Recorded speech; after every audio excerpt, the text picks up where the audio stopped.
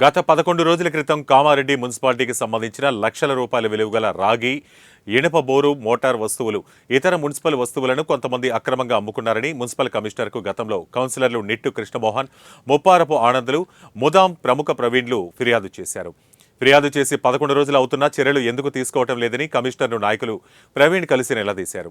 ఇప్పటి వరకు పోలీసు ఫిర్యాదు ఎందుకు చేయలేదని కౌన్సిలర్లు కమిషనర్ను ప్రశ్నించారు.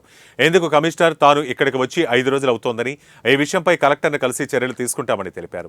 మున్సిపల్కు సంబంధించిన లక్షల విలువైన సామగ్రిని కొంతమంది ఇంటి దొంగలే అమ్ముకున్నారని, ఈ విషయంపై అధికారులకు ఫిర్యాదు చేసినా ఇప్పటి వరకు చర్యలు తీసుకోలేదని, ఆ విషయంపై కమిషనర్ను మరొకసారి కలిసినట్టు వేణుగోపాలరావు తెలిపారు. మోటార్లు కావచ్చు, పాడైన మోటార్లు,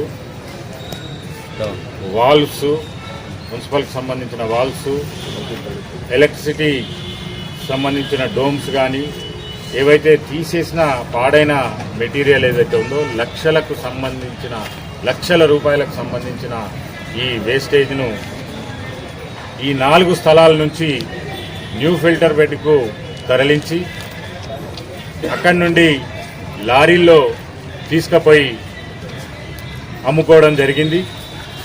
దీని విషయంలో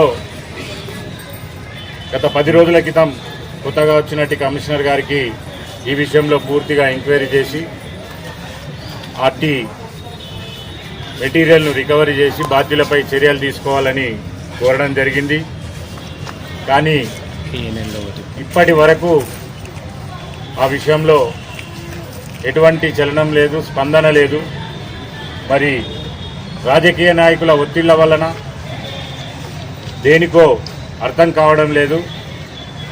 గతంలో కూడా ఎన్నో రకాలుగా అవకతవకలు జరిగినప్పటికీ కనీసం అధికారులు స్పందించలేని పరిస్థితుల్లో మున్సిపల్ అధికారులు ఉన్నారు. ఇప్పటికైనా గౌరవ కలెక్టర్ గారు చొరవ తీసుకొని ఈ విషయంలో వెంటనే స్పందించి ఇటువంటి అక్రమాలపై నిజాలు తేల్చి దోషులను శిక్షించవలసిందిగా డిమాండ్ చేస్తున్నాం.